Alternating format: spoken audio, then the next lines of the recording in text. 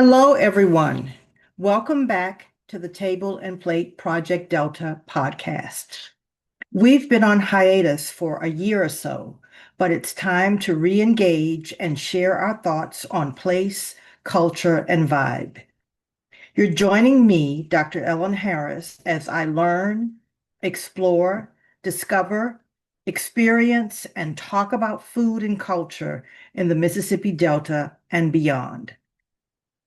As we start back up with our podcast, we'll be featuring Cookbook Club Sunday Dinner gatherings this year. Today, we're featuring the February 22nd Cookbook Club Sunday Dinner.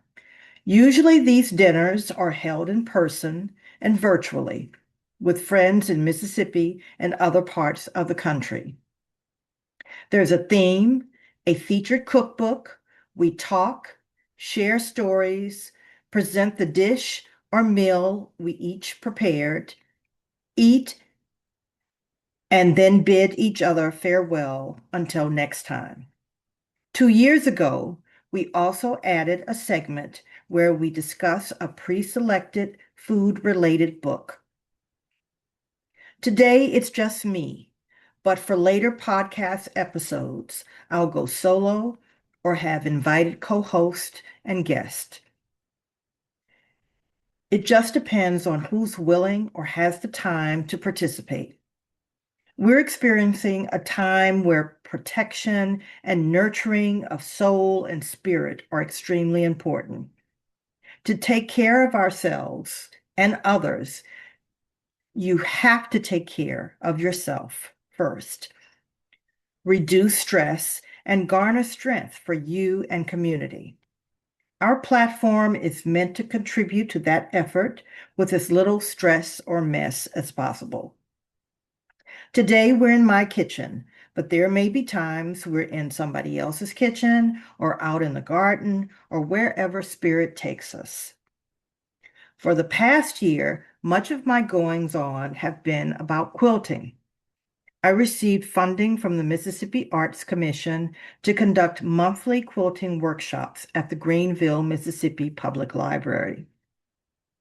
I've met some wonderful ladies, and so far we've completed 2 twin-size quilts, which were donated to a local shelter. And we've got 2 more quilts to complete before the project ends in June. That experience was the impetus for choosing the Black Family Dinner Quilt Cookbook for this podcast episode.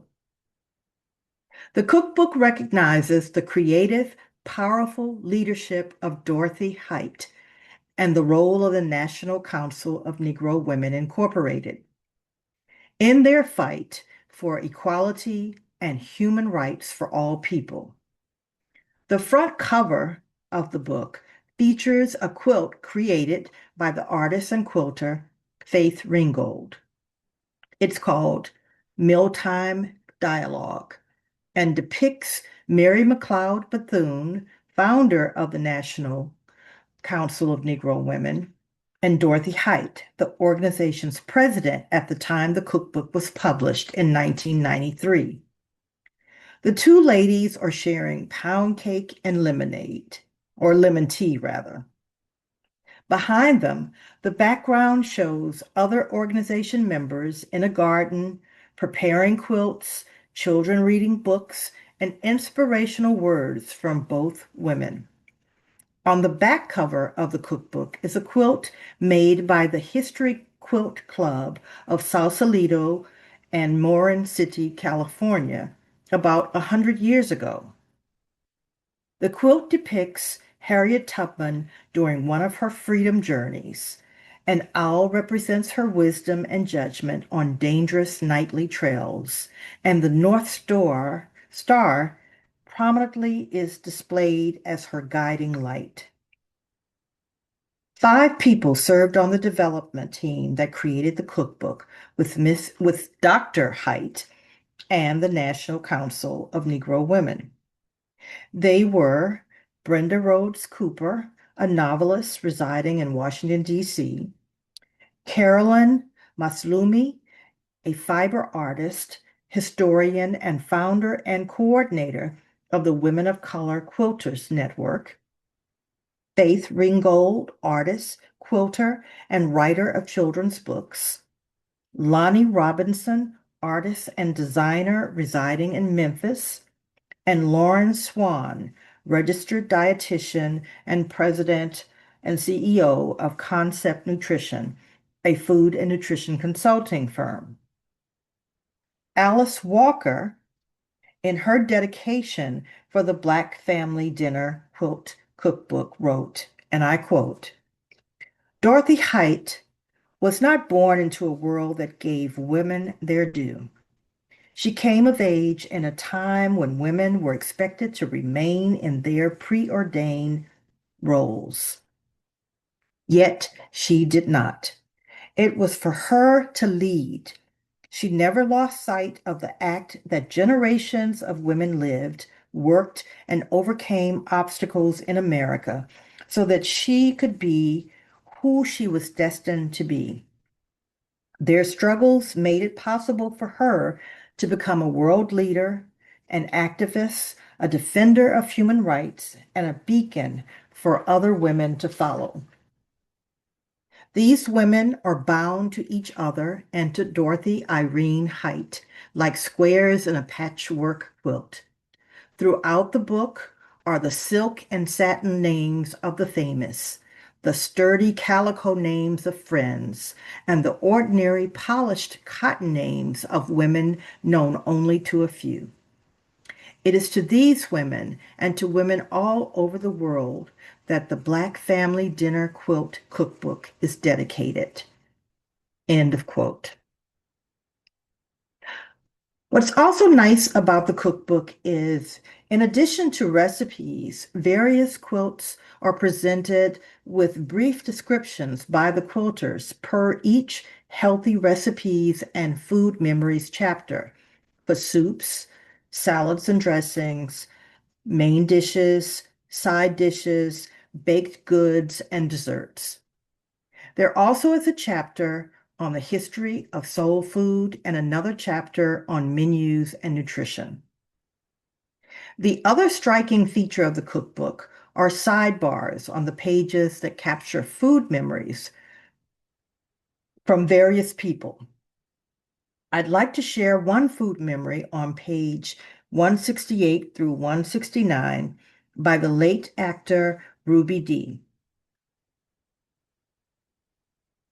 It's called Troubled Times. One of the things I remember most vividly about Dr. Height involves a meeting that my friend Juanita Portier and I arranged in the 60s. We held the meeting at the Portier home because they lived in a secluded area. The times were frightening and there was a lot of anxiety in the Black leadership. It was the time of McCarthy and the witch hunts. Martin was in jail, and we all felt we were under siege. Of course, since we met all day, there were several meals. The initial small tension soon gave way as we shared food and fellowship. We decided to hold the meeting, which was actually like a summit, to bring together people like Dorothy Height, Ray Wilkins, my husband, Ozzie Davis, Lorraine Hansberry, Malcolm X. Sydney came later, and several others that I can't recall now to deliver a Declaration of Human Rights for Black Americans. You have no idea of how troubled the times were. We took no photographs because many dastardly deeds had been done with photographs. We held no press conference. We just wanted sincere, thinking people to get together in an informal setting so that we could talk about what was happening to the movement and where we needed to go. We had to formulate an agenda to which we could all subscribe. Our plan was to find out if Malcolm could take the declaration to heads of African states to find out if such a declaration were presented in the United Nations, would they support it? I remember Dorothy participated a great deal in all the discussions and helped move us to consensus on the need to continue meeting on a regular basis. She told a story that Mary McLeod Bethune had told her about the fingers in a hand. It was that a single finger could make no impact, but all five fingers boiled up, boiled up into a fist could deliver a mighty blow. We were to be that fist. Since that time, I have counted Dorothy among my dearest friends. I have tried to do whatever she asked for me to do. My husband says Dorothy has never gotten all the credit she deserves for her role in being at the very forefront of the struggle. She was remarkable then, and she remains so to this day. Ruby D., actor. It's interesting that Ruby Dee's food memory from the past could really be a reflection of what we're going through today. There are lots of great recipes in the cookbook. Originally, I thought about preparing what's called the nutty spiced chicken skillet recipe on page 58. But it's a beautiful, sunny, kind of cold Sunday, and I decided to unthaw a container of homemade chicken soup prepared last month. Remember, it's just me today, and I did say this was a time for no stress, no mess. Now, the other thing to remember is that I'm a home cook. I have a nice collection of cookbooks, but if I follow a recipe, I always manage to doctor it up in some form or fashion. Oh, and lots of times when I create a recipe, I don't measure. It's all about preference, taste, and experience, and always heavy on flavor with little or no salt. If you want to prepare this soup, here goes. Saute in a large cook pot a small amount of olive oil and seasonings. I used this time garlic powder, oregano, thyme, turmeric, chicken bouillon, Montreal steak seasoning, my blend of ground hot red pepper grown from my garden, or you can just buy store-bought ground pepper. The combination of seasonings can be to your taste and preference. Once this combination slightly bubbles up, add about 8 chicken thighs or whatever chicken pieces you'd like, or just do vegetables. Add about 3 small saucepans full of water. Cook at medium heat for about 30 minutes. Add garden-grown okra, frozen from last year's garden, or you can add fresh or frozen from the store. Add ridge gourd vegetable slices, also frozen from last year's garden. This is a nutritious, fiber-rich vegetable grown in India, but I'd gotten seeds from an Indian professor at Alcorn State University. I'd had the seeds for a while and decided to grow them last year. And wow, did they grow, spread out over a portion of my in-ground garden. Thank goodness I didn't plant the seeds in one of my raised beds. It would have taken over everything. It's actually a climbing vine, so this year I plan to trellis it. The vegetable is mighty and good for digestion, weight management, heart health, eye health, hydration, and blood sugar regulation.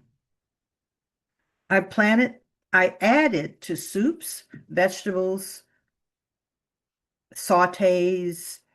It's a great vegetable to grow in your garden. if you're looking for something new and healthy to add to your diet. Next, add fire roasted root vegetables. I used a frozen package from Costco, or you could add fresh carrots, potatoes, rutabaga, sweet potatoes, onion, or whatever combination of vegetables you'd like. Slow cook for about 1.5 hours. Take out the chicken pieces, shred off the bone, and add back to the soup. Then add 2 cans of corn. Slow cook for another half hour or so. At the last minute, I decided to add about 1.5 cups dry black-eyed peas because, like my grandmother always said, this is meant to be a stick-to-your-ribs soup. You could add purple hull peas, a favorite in the Mississippi Delta, lentils, or a bean mix if you like. The beauty of this soup is you can add or subtract ingredients based on what you prefer or have on hand. Slow cook for about another hour. This soup goes great served with cornbread or toast generously spread with my favorite whipped butter. Yum. Well, I'm going to end my soup. Well, I'm going to eat my soup now.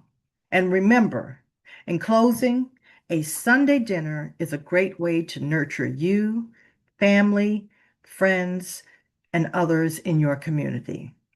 Breathe in and out intentionally and take care. Celebrate with good cheer and gratitude. Enjoy your meal, whether alone or with others. Peace and blessings, everyone.